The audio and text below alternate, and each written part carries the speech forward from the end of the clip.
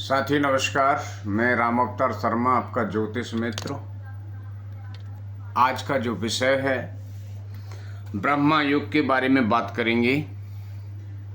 ब्रह्मा युग की पूरी जानकारी आपको देंगे। उससे पहले श्री गणेश जी के चरणों में वंदना करेंगे, माता सरस्वती के चरणों में वंदना करेंगे और श्री राधा कृष्ण के चरणों में वंदना करेंगे।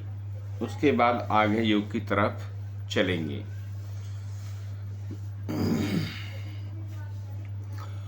ओम श्री गणेशाय नमः।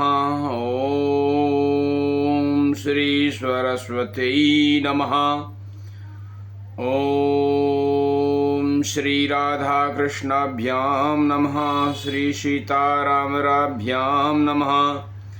राधा मेरी माती है, पिता मेरे घनश्याम, उन दोनों के चरणों में कोटि कोटि प्रणाम, मेरा कोटि कोटि प्रणाम। जय जय राधा रमण, जय जय नवल किशोर, जय गोपी चित चोर प्रभु, जय जय माखन चोर, जय जय माखन चोर। आए हो तो प्रेम से लो हरि का नाम, सब देवता को दास की, जय जय राधे श्याम, जय जय सीताराम।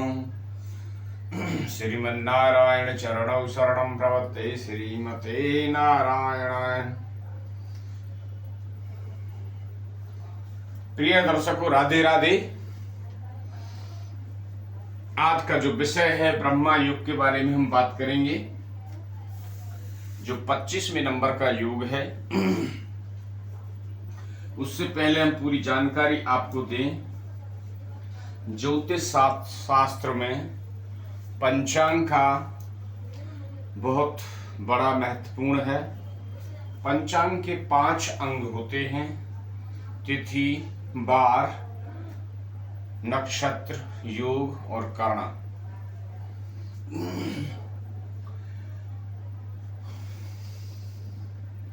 टोटल 27 योग होते हैं। आइए जाने हम पहले 27 योगों के नाम जाने। तो नंबर 1 जो है विष्कुंभ योग होता है।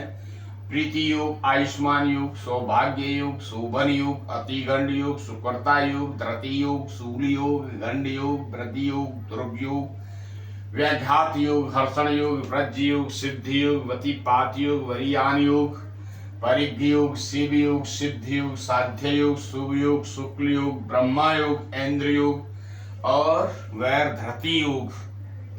ये 27 टोटल योगों के नाम हुए। अब हम जानेंगे इनमें कि कौन से शुभ हैं और कौन से अशुभ हैं। ये आज जो है आपका 25वें नंबर का योग चल रहा है। 24 योग ऑलरेडी हमने वीडियो बना के अपलोड कर दिए हैं। आप लोग देख सकते हैं उनकी जानकारी। फिर लास्ट में एक जो है हम पूरा वीडियो जो बनाएंगे, उसमें आप लोगों को पूरे उनके जो उस योग के भगवान को ग्रह कौन से ग्रह के अंडर में आता है, तो वो सारी चीजें इंफॉर्मेशन लास्ट में हम पूरा आपको ये चीज लिख के पूरा ब्रीफ करेंगे। वो दिन ज्यादा दूर नहीं है, वो अब नजदीकी है, क्योंकि कल इंद्र योग पढ़ाएंगे और फिर उसके बाद वैग्रति, फिर लास्ट में एक फाइनल पूरा चार्ट बना के हम आपके साथ में सामने प्रेजेंट करेंगे। आइए पहले जान लेते हैं हम जो टोटल 27 योग में से 14 योग जो होते हैं वे आपके शुभ योग माने जाते हैं। कौन कौन से? प्रीति योग, आयुष्मान योग, सौभाग्य योग, शोभन योग, सुकर्ता योग, उसके बाद वृद्धि योग, उसके बाद ब्रज योग, सिद्धि योग, उसके बाद में शिव योग, सिद्धि योग, साध्य युग, सूर्य युग, शुक्ल युग, ब्रह्मा युग, ये टोटल जो है आपके 14 योग हैं और 14 योग जो हैं ये शुभ हैं। यदि इन योगों में कोई भी कार्य यदि करते हैं तो वे शुभ हैं, कोई भी यदि इन कार्यों में करते हैं तो शुभ है। सेकेंडली, अब हम 5 ऐसे योगों के बारे में जानेंगे कि जो ना शुभ हैं और ना अशुभ हैं, वो मध्यम वर्ग यानी मीडियम में हैं। तो वो जानेंगे कौन कौन से। ध्रुव योग, हर्षण योग, वरियान योग और परिघ योग और ऐन्द्र योग, ये टोटल जो है मध्यम वर्ग में आता है, ताकि इसका ना कोई दुष्प्रभाव है और ना ही कोई इसका ज्यादा सुप्रभाव है, मगर नॉर्मल है। इसमें कार्य कर सकते हैं, आप कार्य भी कर सकते हैं, ऐसा नहीं है कि अशुभ नहीं है। अब जान लेते हैं 8 ऐसे योग हैं जो अशुभ हैं। कौन कौन से हैं वो अशुभ? देखिए, नंबर पहला ही विष कुंभ, यानी विष माने विष से भरा हुआ घड़ा, विष कुंभ योग, अति गंड योग, धरती योग, शूल योग, गंड योग, व्याघात योग और वतिपात योग और वैर धरती योग। ये टोटल जो है 8 प्रकार के योग हैं, ये टोटल ही अशुभ हैं। यदि किसी बच्चे का इन योगों में जन्म होता है तो उसका पूजा का विधान है, पहले साल में पूजा करानी चाहिए। बच्चे का जन्म हुआ कोई सी भी महीने में, उसके बाद कभी भी आप 1 साल के अंडर में ये पूजा करा सकते हैं। ये पूजा इसको बोला जाता है गौमुख प्रसव शांति। क्या? गौमुख प्रसव शांति। गौ माने गाय, मुख माने मुख, प्रसव माने डिलीवरी।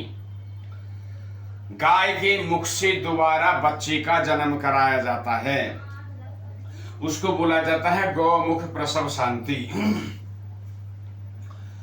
तो ये 8 प्रकार के योग हैं, ये अशुभ योग हैं। कभी भी कोई शुभ कार्य, ध्यान रखें, कभी भी कोई शुभ कार्य इन योगों में ना करें। जब ये योग हो तो एक योग हर डेली चेंज होता है। 27 दिन तक कंटिन्यू योग चलेंगे, फिर उसके बाद में प्रतिदिन चेंज होता रहता है। तो ध्यान रहे कि ये विषकुंभ योग, अतिगंड योग, धरती योग, शूल योग, गंड योग, व्याघात योग, वतिपात योग और वैर धरती योग में कोई भी शुभ कार्य न करें।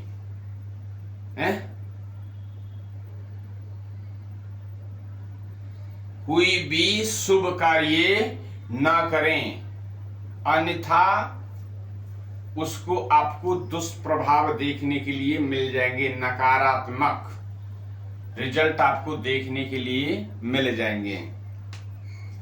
चलिए अब हम बात करते हैं ब्रह्मा युग के बारे में।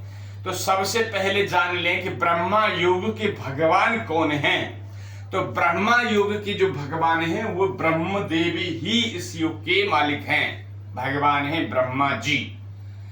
ब्रह्मा युग के ही भगवान ब्रह्मा जी ही हैं। ग्रह देवता कौन है इसके? तो बृहस्पति देव यानी गुरु ही इसके ग्रह देवता हैं नवग्रह में। तो सबसे पहला तो ये जानकारी कि आपके इसके भगवान कौन है, आपके ब्रह्मा जी, और इसके जो देवता हैं वे हैं आपके बृहस्पति देव यानी देवों के गुरु, देवताओं के गुरु बृहस्पति देव इसके ग्रह मालिक हैं। जान लेते हैं। देखिए, यदि ब्रह्मा युग में यदि किसी बच्चे का जन्म होता है तो ऐसा बच्चा बहुत ही भाग्यशाली होता है। क्या? ऐसा बच्चा बहुत ही भाग्यशाली होता है। जब ऐसे बच्चे का जन्म होगा तो उनके घर में शुभ कार्य होने लगेंगे। जो कार्य रुके थे वो कार्य ऑटोमेटिक बनने लगेंगे। ऐसा बच्चा जब जन्म लेता है उनके घर में मंगल कार्य, रुके हुए कार्य सिद्ध होने लगेंगे। सपोज उनके पिता की जब कभी जॉब वगैरह नहीं लग रही है, यदि कहीं फॉर्म वगैरह डाल रखे हैं, तो उस केस में क्या है, उनका अचानक ही ज्वाइनिंग लेटर वगैरह ऐसी चीजें आने लगेंगी। ऐसा बच्चा साहस, हिम्मत, पराक्रम वाला हर कार्य में निपुण होगा, पढ़ने में एकदम निपुण होगा, पढ़ने में निपुण होगा, माता पिता की आज्ञाकारी, ऐसा बच्चा अपने माता पिता का आज्ञाकारी होगा,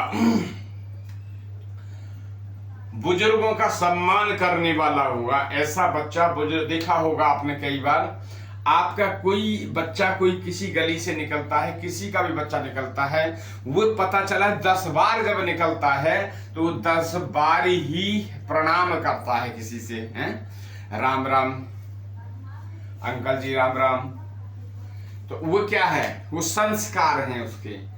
तो ऐसा बच्चा संस्कारी होगा, संस्कार अच्छे कूट कूट के भरे होंगे उसके अंदर। क्या संस्कार जो है उसके अंदर में कूट कूट के भरे होंगे। ऐसे बच्चे का यदि कोई मंगल कार्य यदि करने को कहा जाए, तो ऐसे बच्चे का ब्रह्म योग में ही मंगल कार्य भी किया जाए तो अति उत्तम, अति लाभ होगा, अति लाभ होगा। ऐसे बच्चे से जहां भी ये पढ़ाई करेगा, पढ़ने में एकदम निपुण होगा, अच्छा पढ़ने में होगा, टॉपर होगा। क्या टॉपर होगा?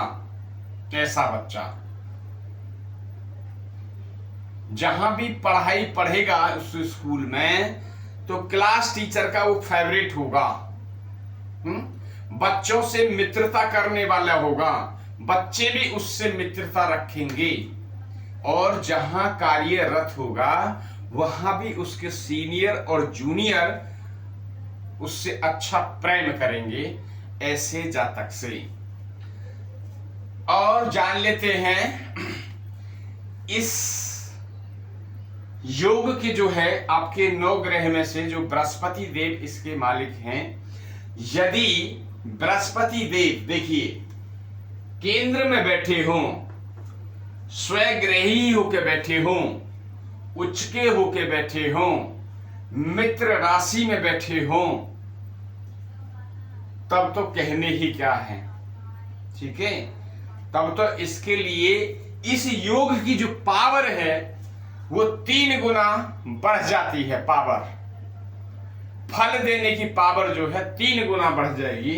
या आपके केंद्र में हो 1 5 9 है, ये केंद्र हो गया, 1 4 7 10 केंद्र हो गया, 1 5 9 त्रिकोण हो गया, और दूसरा आपका 2nd हाउस और 11th हाउस में यदि बृहस्पति देव स्वग्रही उच्च के होके यदि बैठे हो, तो इस योग की पावर जो है 3 गुना बढ़ जाती है। ऐसे बच्चे की सगाई, यदि कोई एजुकेशन आप एडमिशन कराने जा रहे हैं, तो यदि ब्रह्मा योग में इस बच्चे का एडमिशन कराया जाए तो अति इसको लाभ मिलेगा। यदि हायर एजुकेशन कोई मास्टर डिग्री में एडमिशन कराने के लिए जा रहे हैं, तो ब्रह्मा योग में यदि आप इसका एडमिशन वगैरह कराएंगे तो अति लाभ मिलेगा। यदि ऐसे बच्चे की सगाई वगैरह की जाए तो ब्रह्मा योग में, यदि इसका विवाह हो तो ब्रह्मा योग में, तब तो फिर कहने ही क्या है, अति उत्तम। ऐसा जातक अपने परिवार वालों का बहुत ही चहीता होता है। आपने देखा भी होगा, बहुत चहीता होता है। 5 भाई हैं, 6 भाई हैं, 6 भाई में से एक ऐसा है माता पिता का बहुत ही प्रिय है। ऐसा जातक चैनल से यदि आप लोगों को ये वीडियो हमारी अच्छी लगती हो तो आप चैनल को लाइक करें, सब्सक्राइब करें। दूसरा हमारा जो चैनल है रात्रि में 9 बजे से लेके और 12-1 बजे तक लाइव चलती है। प्रश्न आपके होंगे, उत्तर हमारा होगा, तो आप जुड़ सकते हैं। एवरी डे लाइव चलती है। आपका कोई प्रश्न है तो प्रश्न को लेके वहां का खड़े हो सकते हैं। तब तक के लिए चैनल को आप सब्सक्राइब कर लें, ताकि 9 बजे जब लाइव स्टार्ट होगी तो आप तक उसका नोटिफिकेशन पहुंच जाएगा और तुरंत आप मैसेज डाल देंगे तो तुरंत आपका नंबर भी आ जाएगा। इसका कोई चार्जेस नहीं होता है, निःशुल्क होती है। तो आप जुड़ें, अपने यार दोस्तों को जोड़ें, परिवार वालों को जोड़ें और आप अपने ग्रहों की जानकारी ले सकते हैं। आज के लिए राधे राधे।